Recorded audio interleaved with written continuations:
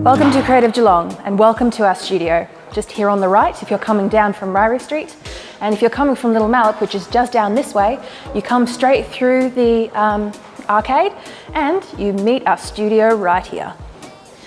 So here's the outside. We call it the red room because of the nice red lining, and you can see that it's already set up for a shoot today.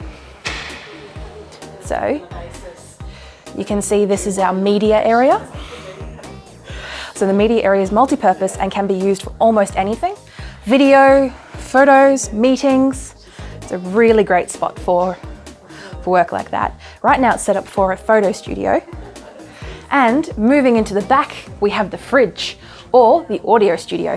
Following the arrows here, we have the audio studio. See, it's even got its name. Yeah, great job. So we've got some gear here. We've got some gear here, and because it's it's a very useful feature, you can close the door and have dead sound for your use on podcasts, audio, plenty of other things like that. How is it in here?